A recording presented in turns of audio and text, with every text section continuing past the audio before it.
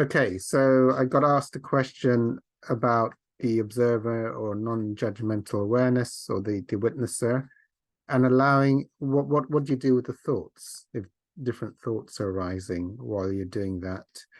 And I also teach field of feelings. And the other question, do I actually need to know what the thoughts are saying or understand the thoughts? How do I differentiate between thoughts and feelings? What's the difference? From the observer, do you need to know the content? Okay, so I teach in my videos on the YouTube channel. I've got various tools, Field of Feelings, which you can find by searching my YouTube channel, or the Observer tool.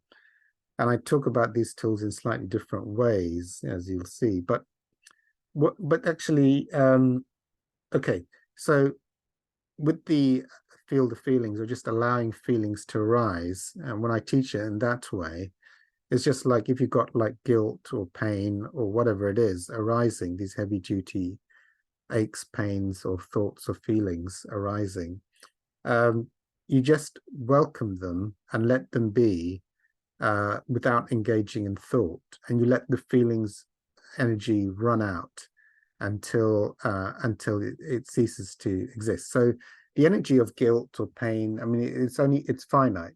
There's only so much.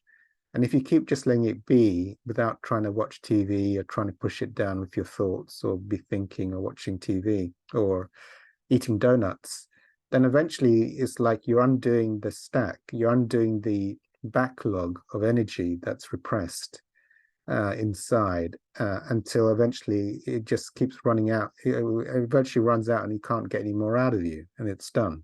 It's finished. It might take a very long time, weeks or months. So that's the tool. Now I'll try and explain that in more. But what about the thoughts? Okay, from my field of feelings tools, the thing is to not label or identify.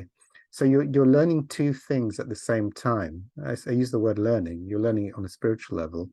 One is let feelings and pains and aches be without trying to push them away or distract from them. I just let them and welcome them. Just let them be and let them run out. That's one. And the other thing is not to pick up the temptation to go into your head and make a story about it. So that's how I teach that one. So you don't, like Hawkins would say, I mean, pain is a label, it's a thought. Drop the thought. I would just say, like, as soon as any thought tries to come in to sort of make a story about what's going on, don't pick it up. You're trying to not pick it, get to the place where you don't even pick it up before it can form a word.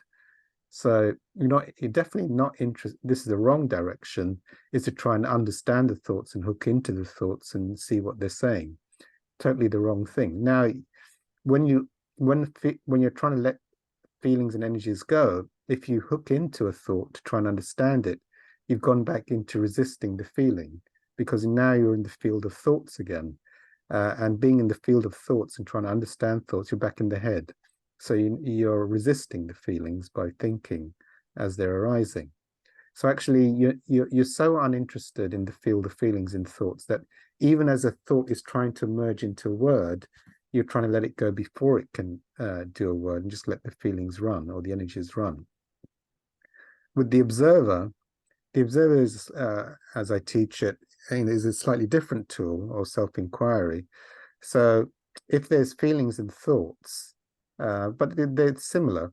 If there's a feeling like, I don't know, there's what is it, exhaustion in the body, then it would go, well, what's observing the exhaustion in the body?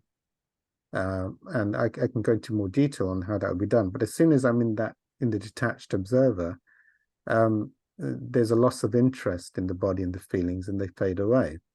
The same thing is with the thoughts, which is not how would I deal with the thoughts while I'm practicing the observer of self-inquiry and going within, is that as thoughts arise, there's zero interest in actually seeing what they're talking about or hooking into them. It's like going, well, what's witnessing the thoughts? What witnesses all thoughts that pass? There's a field before all thoughts that pass by. Being in that witnesser, and then that witnesser still registers thoughts, so still interested in thoughts. And is there a deeper witnesser that's not interested in the thoughts? So that at no point is there an interest in what's going on in the thoughts. And then one is trying to go into a deeper witnesser where thoughts cease to exist. There's just silence or bliss or just infinite love.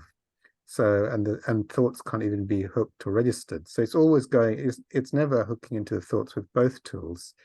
Now, I do teach cancellation of beliefs and applying the course lessons, like God did not create these thoughts, so they're not real, or God did not create this feeling of tiredness, so it's not real.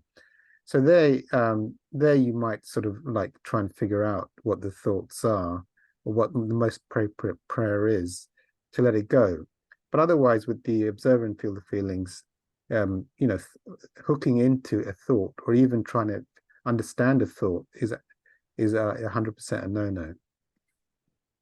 You're forgetting thoughts. You're trying to go to a place where there are no thoughts within. Okay, I'll stop there.